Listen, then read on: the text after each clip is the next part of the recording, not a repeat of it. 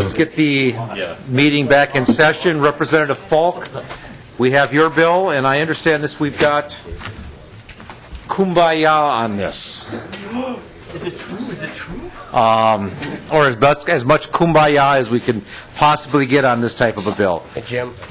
Representative Falk, I'll try to find them. What number? 1425, we have a DE3 amendment to it, Mr. Chair, Okay.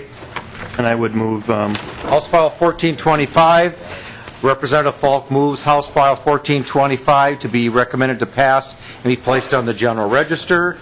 And Representative Falk has the DE3 amendment. thank you, Mr. Chair, I move the DE3 amendment to House File 1425 to get the bill in the shape the author wishes. And members, if you remember the interim meeting we had about annexation and that this was, and we actually had a hearing on this bill last session after deadlines to talk about the issue because there was some issues here, and I understand in the interim the townships, the cities have worked hard on this to come to an agreement, and this is what the DE3 amendment is. Well, Mr. Chairman, if you look up in the dictionary, you'll find compromise, and next to compromise, you'll see the definition of this DE3 amendment. I think that there is, as Representative Davids would say, peace in the valley on this. Now, that's not to say that there isn't additional work that may continue at some point in the future, but as far as this point in time, all three parties have agreed to the DE3 amendment, and that's the part that we're moving forward. And I see... Yes.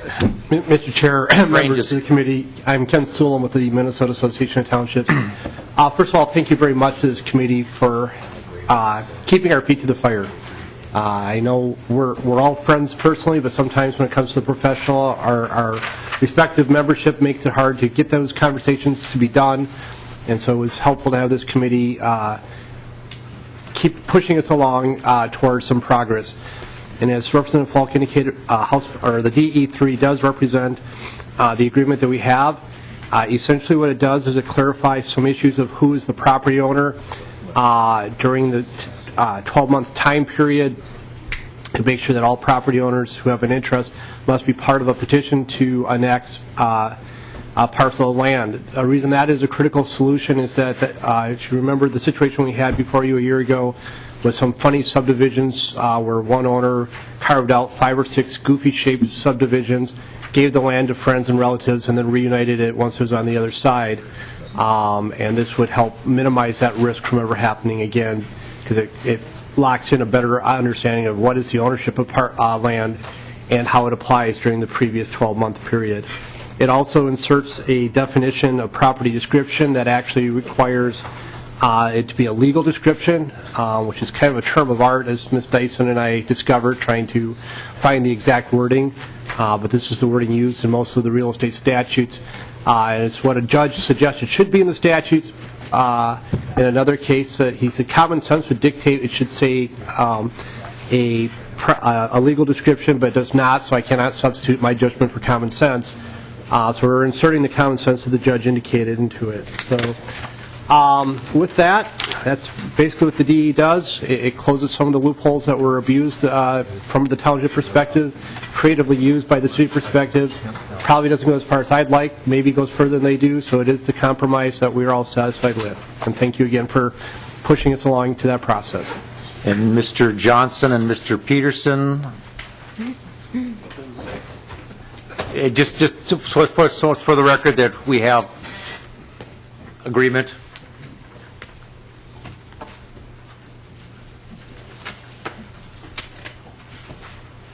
Mr. Johnson. Mr. Chair, members of the committee, Craig Johnson with the League of Minnesota Cities. Kent's and the author's work on this is very much appreciated. We did spend a lot of work over the interim on this, looking at not only this issue, but a lot of others that, our annexation is a very complicated issue. This does represent language that we're all comfortable with to close loopholes that were real and perceived both, to just make the language a little cleaner in the statute. We support it. Mr. Peterson. Thank you, Mr. Chair and members. Bradley Peterson for the Coalition of Greater Minnesota Cities. Yes, this is a satisfactory resolution to this issue, and I want to thank Mr. Sulam from the townships for the work that he put in on addressing our concerns. And so we hope that this is the language that goes forward. Thanks. Questions from members? Anybody else in the audience that needs to speak for or against this bill?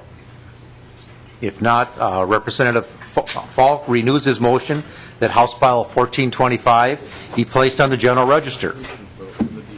Oh, excuse me, we have to vote on the DE amendment. All in favor of the DE amendment to House File 1425, please say aye. Aye. Opposed? The motion's approved, the amendment's approved. Now, Representative Falk renews his motion that House File 1425, as amended, be placed on the general register. All those in favor, please say aye. Aye. Opposed? Motion passes. The Thank you, bill's Mr. Chair and members. What?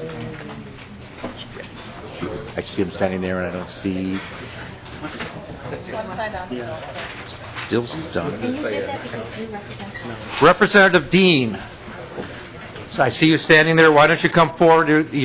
Hopefully yours will not be long and drawn out.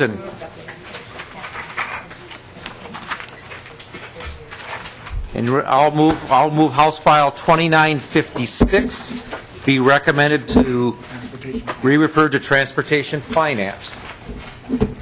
Let me get the bill in front of me.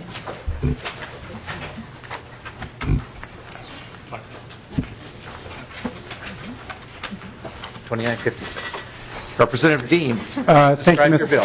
Thank you, Mr. Chair and members. 2956 is a little bit simpler than the bill that I had here last time I appeared in your committee, so I think we will go through it fairly quickly. What this bill will do is it'll require that folks that receive funding that's either contracted or provided by Metro Transit and local services to give free fares on regular service bus on election days in the state of Minnesota and national elections.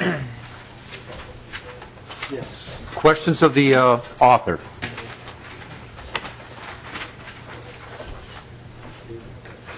Dreskowski. I thought you said O'Driscoll. Thank you, Mr. Chair. I'm digging for the bill here, but I didn't want it to go without discussion. Representative Dehn, so this would provide, again, free fare for people on public transit. What does that do to parts of the state? How do they, so basically what you have is the government subsidizing people's ride to the polls for an election. How do people in my district that don't have transit available to them, how do they receive the same and equal benefit in terms of subsidized transportation election? Are we going to give them a free car ride or something on the back of the government? Representative Dehn. Mr. Chair, Representative Dreskowski, no, this applies only to regular bus service that is provided throughout the state. So for those individuals that are in areas of the state that don't have a bus service, this would not pertain to them, and I'm assuming they would get to the polls in the same ways that they had previously.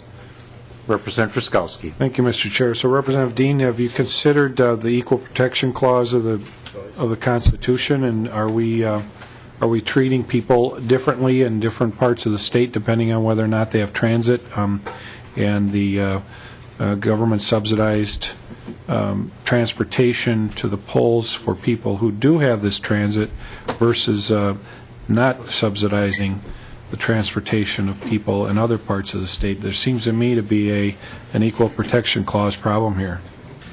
Representative Dehn. Chair Nelson, Representative Dreskowski, as I mentioned previously, I'm not a constitutional lawyer, so I can't speak to the Equal Protection Clause. I will say that, we have many things throughout the state that are not exactly equal for individuals throughout the state. And with this particular service, the buses are already running on the streets. And so the the the inference that we're providing government subsidized bus rides to the polls on election day, in some ways I would take a little bit issue of what that really means. Representative Dehn, is this similar to what I think Met Council provides free rides after St. Patty's Day parade that we just had last week? Well, on the evening of St. Patrick's Day, as well as the evening of New Year's Eve, free bus rides are provided those particular days for individuals. Yes. Representative Skowski. Thank you, Mr. Chair, and Representative Dehn. So, Representative Dehn, I mean, I don't know that it's debatable that we are subsidizing this transportation. Government builds and pays for these forms of transportation and pays for them to operate. So I don't know that that's debatable. But all that I know is it appears, at least as I look at the bill, that we are going to provide for transportation subsidized by the taxpayers, and I will say for a good number of taxpayers against their will,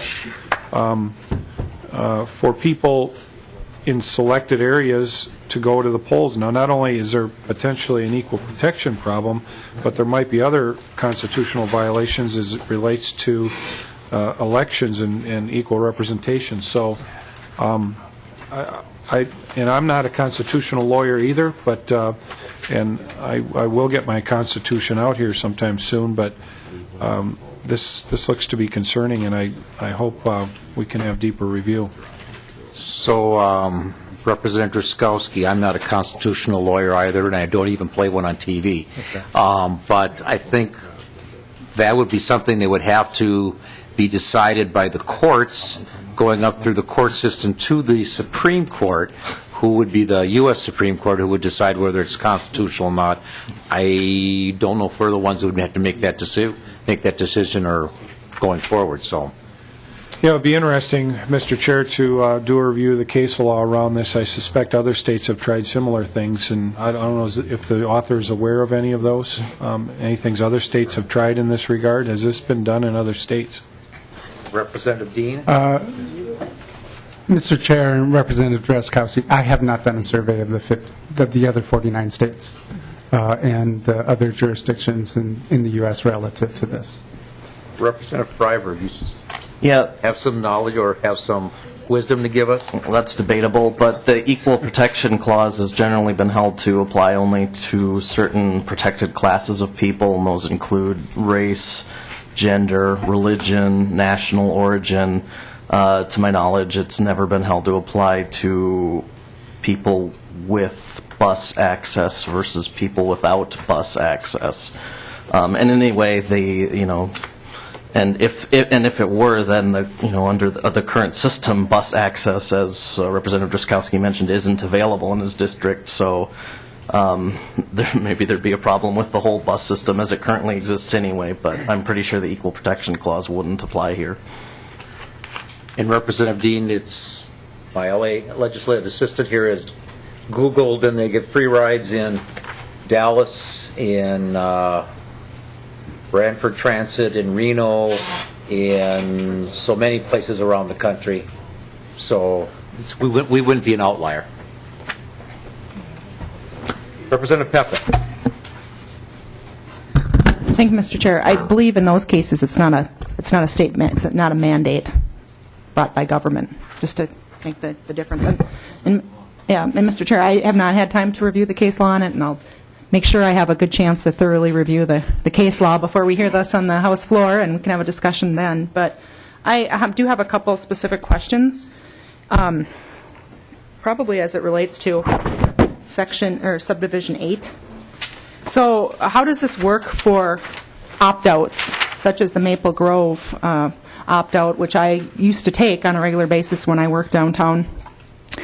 There is no stop at any polling place. It's just a stop. It's just an express bus that has basically stops at the park and ride, and then there might be 1 or 2 stops in downtown, and then it goes through. This doesn't seem to clarify whether is there a requirement to bring to the polling place, which it doesn't look like, or just free rides for people to go to work downtown?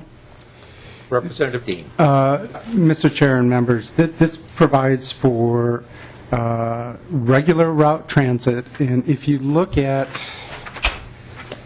I forget which section it is, it's section 473.388, section C, it defines regular service and eligibility for assistance on the program statutory home rule, charter city or town, or a combination thereof. It defines it as has fewer than 4 scheduled runs of council bus services during off-peak hours as defined by the Metro Council.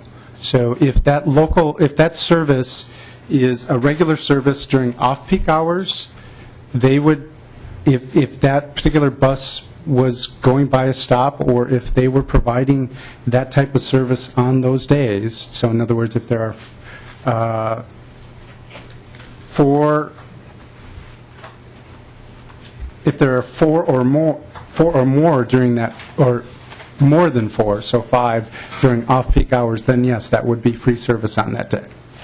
Representative Pepin. So thanks, Mr. Chair and Representative Dehn. So just to be clear, there's nothing in this section that says anything about driving to any polling location. That's correct. So basically, it's just a free bus ride to work for a bunch of folks that ride the opt-out, then, is what you're saying? Well, Mr. Chair and Representative Pepin, I don't know how many off-peak service is provided in some of these opt-outs with expresses. So I can't speak to that, directly, but if they do provide more than 4, yes, it would be a free ride for them that day. Representative Pepin. Thank you, Mr. Chair. And Representative Dehn, if there happened to be a polling location on the route, the regular route, maybe there's, 20 polling locations or something, and 2 of them were on the route, would the bus then be required to stop at those polling locations on their way to give their freebie rides to people that are going to their jobs? Representative Dehn. Mr. Chair, Representative Pepin, there's nothing in this bill that designates that the bus would have to add stops. Representative Pepin. Thank you, Mr. Chair. So then, Representative Dehn, how does it work with Metro Mobility? Well, I don't know how many regular routes they'd have. I'm not sure. I imagine it varies somewhat by the different cities, but would they be required to take handicapped people to the polls, or does that not relate to them at all, to this at all? Representative Pepin, I think Metro Mobility does that, but the Metro Mobility, you have to call them up and schedule it. It's not regularly scheduled on a time, and I think, but Representative Dehn. Mr. Chair, Representative Pepin, I've talked to folks at Met Council as well as to folks at MnDOT, and currently statute, this would not apply to Metro Mobility. They've looked at the federal guidelines, and this is not something that Metro Mobility would be required to give free rides on Election Day. Representative Driscoll. Thank you, Mr. Chair. Representative Dehn, welcome to the committee. I just have a few questions. Would one have to provide proof that they're planning to go and vote, or that they're an eligible voter, before they would take advantage of the no charge for service to the polling place? Representative Dehn. Mr. Chair, Representative Driscoll, no. Representative Driscoll.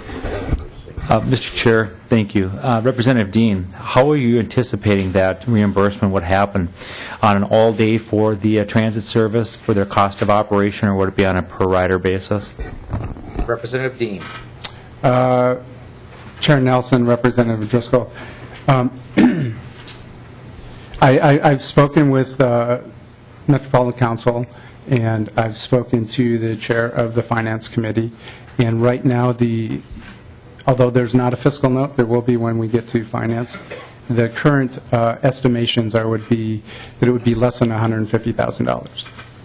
Representative Driscoll. Well, thank you, Mr. Chair. Representative Dehn, have you had any conversations in scoping the fiscal note as to whether or not you would want that to be on a replacement of a per-rider basis for the fiscal note, or is that just going to be, again, on hours of operation for the transit, for the affected let's just call it the affected transit system. Mr. Chair, Representative Driscoll, the fiscal note will be on the impact of the particular day for the buses that will be traveling, the impact of what I would say would be loss of fare. And members, this is going to state, or to Transportation Finance, and I've been told that council will address those issues there, but Representative O'Driscoll. Well, thank you, Mr. Chair, and we'll get it back to why I asked that question. Would if it's going to be on the cost of losses of fares, and there is going to be no proof that you are an eligible voter or perhaps a minor who is not even by law eligible to vote, would that be a subsidy that would happen under the auspices of seeking the opportunity to go and vote versus actually having the opportunity to go and vote? Representative Dehn. Mr. Chair, Representative O'Driscoll, could you phrase that in a question? Representative O'Driscoll. Thank you, Mr. Chair. Representative Dehn, if we were to charge per fare, but we're not going to ask for proof like an ID that you're of 18 years of age or older to be able to vote, or what are you a U.S. citizen, whatever the case may be, anyone who crosses the threshold onto to the Metro bus, would they not be generating a ridership, and as a result of that, a fee be incurred, even though these individuals wouldn't be eligible to vote? Representative Dehn. Chair Nelson, Representative Driscoll, I think what your question is this based on the exact number of riders that ride on that particular day? And I'm sitting here sort of in a quandary because I've gotten a report from Met Council what the cost would be for them to provide this type of service on the day. And I think what you're trying to get at is that calculated on what would be considered a loss of fare versus a loss or a cost for that day. And if your question is a loss of fare, I'm not 100% sure that they can determine that. And if that would be your concern, I've heard many times concern by some members here about the amount of subsidy that is given per fare when people ride the bus. So, I mean, ultimately, I could go to the point that we're not giving as much subsidy on that day because of these individuals riding. Representative O'Driscoll. Mr. Chair, your response is from my mind to your face on this one. I didn't quite follow that one either, but I guess, long and short of it is, if we are trying to provide a service for individuals who are eligible to vote, that's one thing. If we're going to be having a time period beginning at such and such a time through such and such a time, that there wouldn't be fares that would be on there, I would assume that the Metropolitan Council would also look at potentially spiking of transportation use that day, because it isn't. Weather could be an impact that could cause people to seek alternative transportation. The chair did indicate that there were some other areas that were doing this. Those climates are warmer. They don't have to worry about snow coming as early as October and some of the other conditions that we clearly have seen here in the state of Minnesota. Mr. Chair, that's all the questions I have at this time. Thank you. Representative Pepin. Thank you, Mr. Chair. Representative Dehn, it probably spells this out somewhere.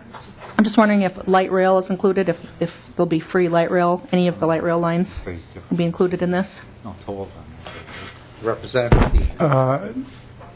Mr. Chair, Representative Pepin, yes, that's a transit service that is provided. Representative Pepin. Sure. So if I go to an election party, I can take the light rail home for free, basically. Representative Dehn.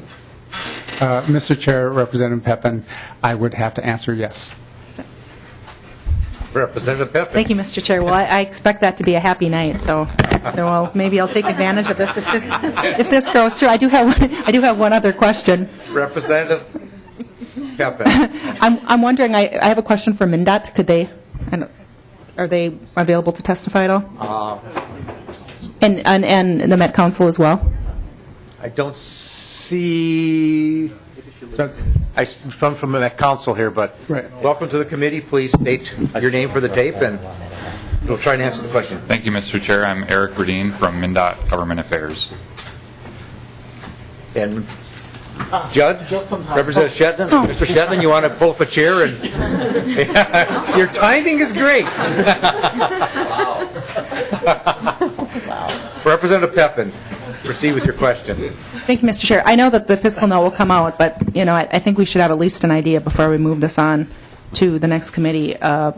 I don't know, Mr. Shetland, I don't know if you've had a time to to review the bill, but there's a blank appropriation, and Representative O'Driscoll, perhaps it would be great for him to ask some questions again to get some more specific answers. But I'm just trying to kind of get an idea of how much all these free bus rides are going to cost the state and the Met Council, and if that's going to cut into other budget areas and that kind of thing. If you could both just comment.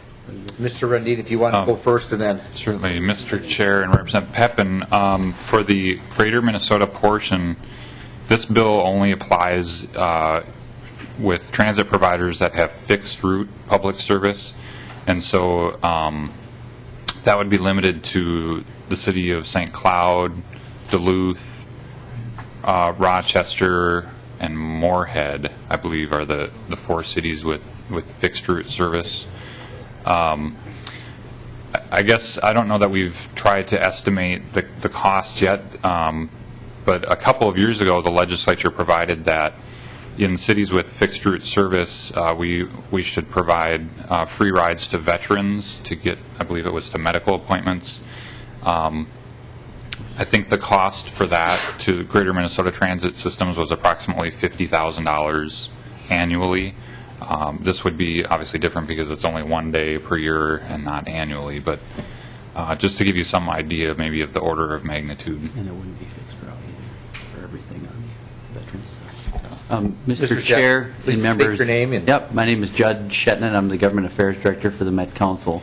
And we do have a preliminary number for this. We expect it would be about $150,000 to provide this. I appreciate what Mr. Rudin said about it being a fixed route as well. So it will be a smaller. It wouldn't be for any person who rides the transit system. It'd be someone who would be riding a fixed route. Just to add on to what Eric was saying as well is that we do provide the similar service for the veterans. They are allowed to ride at any time, and it's not just to the doctor, at least in the Metro. It's any ride that it's a veteran who has a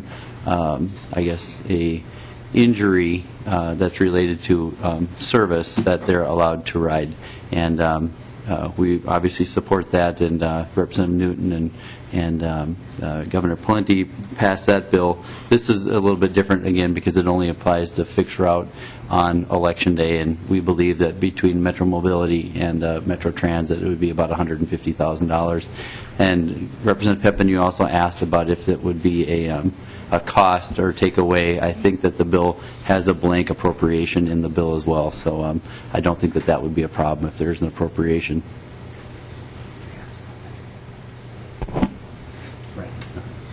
And Mr. Shetland, if, say it's a fixed line that goes nowhere near a polling place, do they have to provide free rides also? And the question was asked earlier, so I can jump on a fixed ride bus and ride downtown and go to work for free on Election Day because I can say I'm going to a polling place. If the line is an express bus that doesn't have any stops other than downtown that's not near a polling place, can a person get a free ride on that day for that? Mr. Chair and members, the drivers would not be asking the riders to show them an identification of where their polling place. We would just take their word that they are on their way to a voting facility. Representative Peppin. Thank you, Mr. Chair. My question was on that line, too. So I'm trying to really understand the purpose of this. If the buses, Representative Dean said that the buses are not going to be going to the polling place, just they're going to be going to wherever their regular routes, but for free. So do we have any idea of about how many percentage of these buses actually go by polling places? Because to me, if the point is that it's supposed to be for elections and it's just free rides and you're not actually accomplishing any goal, it doesn't make sense. I'm trying to get an idea of what percentage of the buses actually go anywhere near a polling place anyway. Representative, or Mr. Shetman? Mr. Chair and members, I'll have to look and see what the, what amount of our service goes by, polling places. I don't have that answer for you today, but I think, the intent of the bill is just to make it easier for folks who want to vote to be able to get out to vote. Representative Kaplan. Thank you. Well, Mr. Shetton, I think that, I don't know if what the other opt-outs are like, but Maple Grove, there wouldn't be any stops, I don't think, or very few stops at polling locations, because it wouldn't require extra stops. So I guess I'm more interested probably with some of the Minneapolis, St. Paul, and then the outstate 4 cities.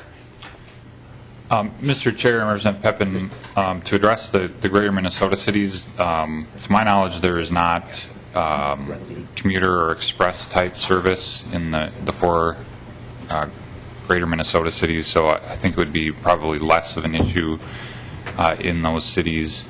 That tends to be the stop-to-stop type service where they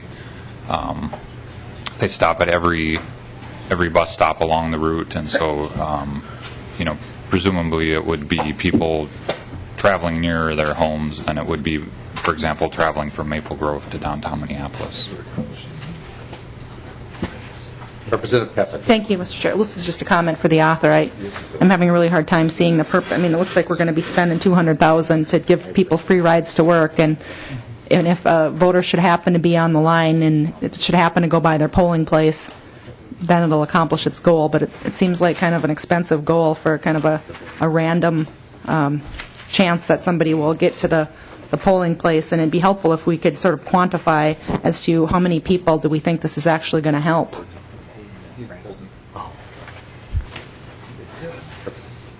Representative Falk.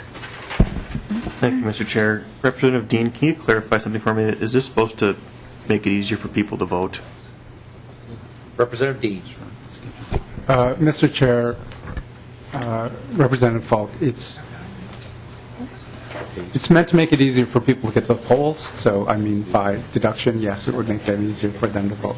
Okay, thank you. And I guess to either Representative Dehn or the testifiers, will the buses continue to run these same routes, whether or not there are polling places along the routes? I mean, there's no changes, and so the buses are going to run anyway, correct?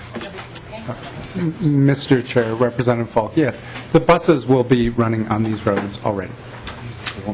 Thank you. I mean, if I could clarify. Representative Dehn. Mr. Chair, this isn't intended to have buses come to people's houses, pick them up and drive them to the polls, and then pick them up at the polls and drive them back to their houses. This is intended for existing fixed routes where people will be able to get onto the bus, go to their polls, get from their polls back onto the bus and back to their stop close to where their residence is. Representative O'Driscoll. Representative Driscowski. Well, thank you, Mr. Chair. Representative Dehn, I think the question we have is Representative Falk's constituents and my constituents we aren't receiving subsidized transportation to the polls for our voters, but your constituents would be receiving subsidized transportation to the polls by the taxpayers of Minnesota. And so that's, I think, the issue we're raising here. And I think there's really a fundamental conflict in your bill, certainly a fairness one, and if not an electoral issue that raises a great deal of problem with people, and requires, I think, a lot more exploration. But I also had a question for Mr. Shetton. So this is going to, you said they won't be collecting tickets on the train on the day of the election. Do they collect tickets on the train any days? Mr. Shetton. Mr. Chair and Representative Driscowski, we have a fare compliance program on our light rail trains where you have to show a proof of purchase if you are asked to see your ticket by one of our transit police. It is a system where we believe that we're able to run our trains faster, we're able to board our passengers faster, and keep train moving without having to go through and have each of the passengers have to purchase a ticket on site. We also have many of our riders have go-to cards, and they have 30-day pass cards that you have to be able to present that. We're able to see by that card when our police officers come through to see if it's a valid fare payment or not. But we had an audit done of our fare compliance a few years ago, which was in the high 90% rate. And again, the barrier-free loading is not uncommon, and we do that for Hiawatha. We'll do the same for Central Corridor opening this summer. Representative Skowski. Thank you, Mr. Chair, and thank you, Mr. Shetton. All I know is that one time about 4 or 5 years ago, the only time that I have ever ridden on one of these choo-choo trains, my wife and I and some friends were going to a Twins or a Vikings game, I can't remember which, but we hopped on the train that we're paying for against our will, and we bought the tickets at the station and got on the train. I went from the front of the train to the back of the train asking for somebody to take my ticket, and I couldn't find anybody to take it. And so, I don't know, is this, are all the trains like that? You just kind of, there's nobody there to take your ticket? Mr. Chair. That's how it worked for me. Representative, that is not how it works. We do have transit police officers who board an average of every third train to make sure that people are paying in compliance. They actually go through the trains and ask you to show them that fare compliance, and if you don't have it, they escort you to the next stop and ask you to get off the train. They also keep track of if you are continuing to do this, and you can be charged if you do not pay that fare. And you had a different circumstance than what we expect to have, and we do expect our folks to pay their fares, and you just happen to be on one of the trains that the transit police officers maybe were just on the previous stop and did that fare compliance. But we do that regularly. So. Well, thank you, Mr. Chair, and thank you, Mr. Shetton. But my experience, the only one I had, I walked from the front of the train to the back of the train with my ticket, and there was nobody there with a badge or anything that resembled a badge on it, or a box or anything else to put the ticket in. So I appreciate the insight. And Representative Skowski, that's the Transportation Committee. That's their purview and their jurisdiction, I understand. And if we want, we can have the Met Council post your picture up there, and if you ever see you on the train, we'll throw you off between stops, if that's what you like. But anyway. I might still have the ticket. Anyway. It's not valid. Representative Pugh. And members, I just got a text that we're going to be caucusing at 1:45, so if we can get this done, hopefully get our questions done and not drag this out, we can vote on this and get it done before caucus. Thank you, Mr. Chair. 1:45. I just want to echo my concern, my colleagues' concerns about this being an equal protection issue. In fact, as we were speaking on the floor, I recall our colleague, Representative Fabian, asking questions about how this would apply to his district, and the answer that you gave Representative Dehn to Representative Falk about would this make it easier for people to vote, the answer is for some people. And from a cost standpoint, here we are, many of our districts that will be incurring this cost. It's a cost, and then it's a lack of revenue.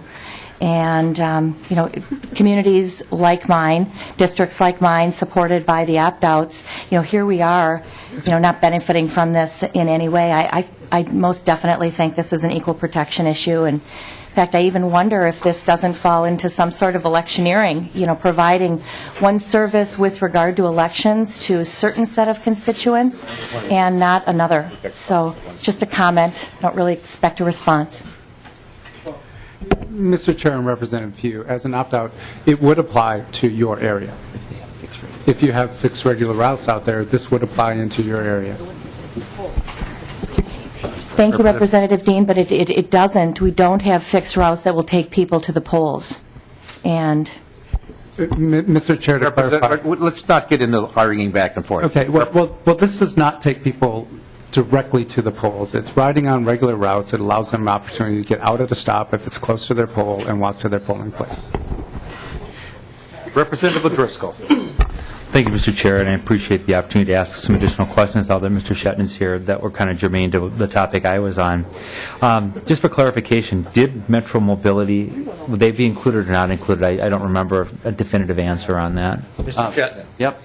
Thank you, Mr. Chair and Representative. And Metro Mobility would not be affected by this because they do not provide a fixed regular route service. We do a call-on-demand service.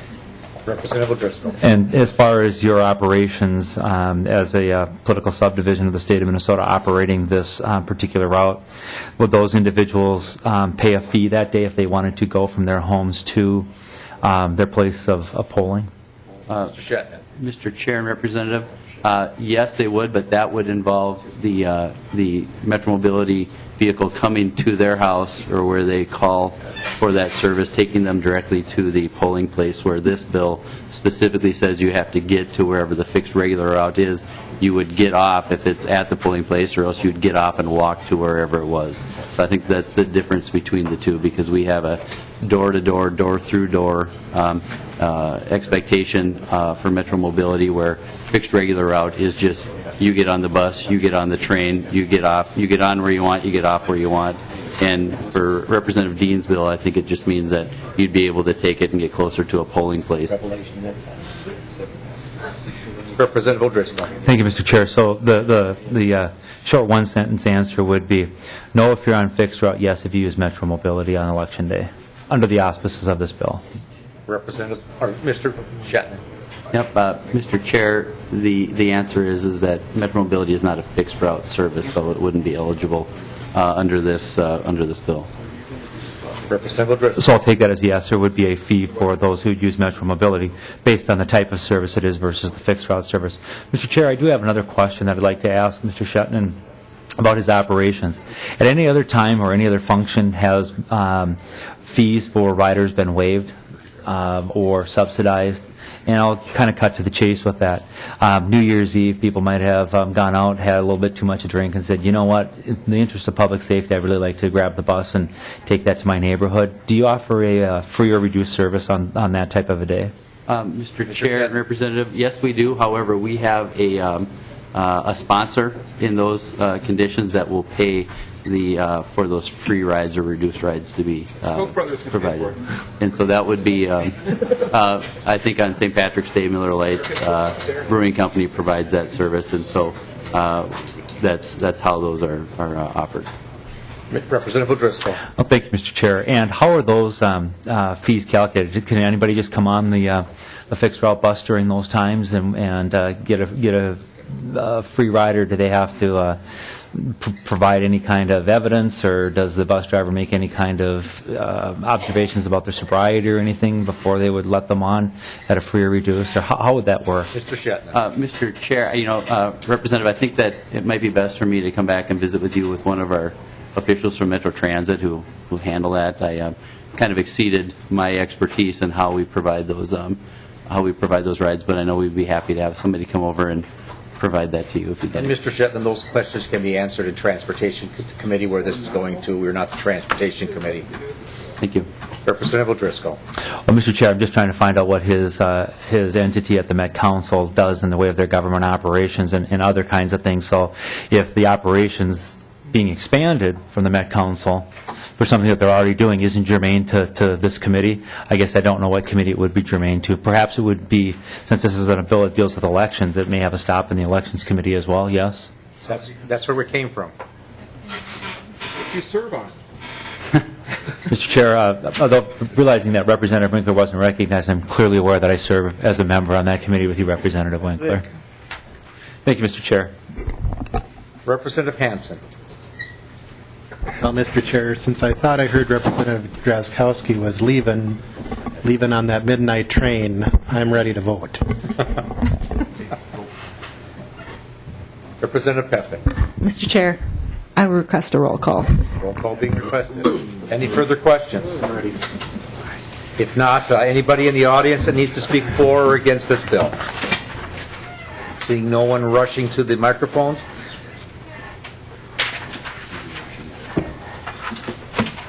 The clerk will take the roll. Get it.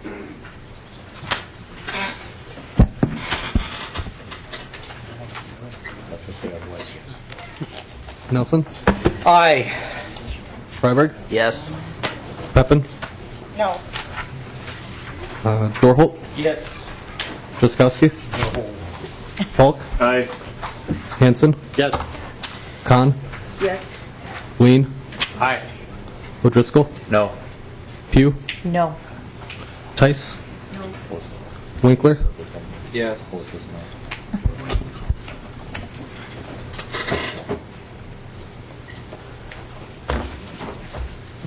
There being 8 ayes and 5 nays, the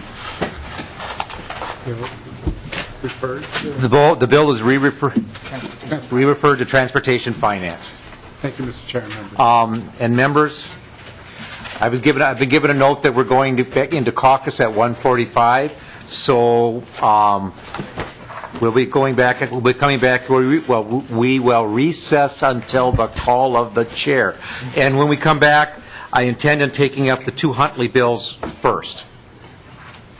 Representative Peppin? I was sure you were going to join Mr. Chair. No, I was going to recess till the call of the chair. We're in recess.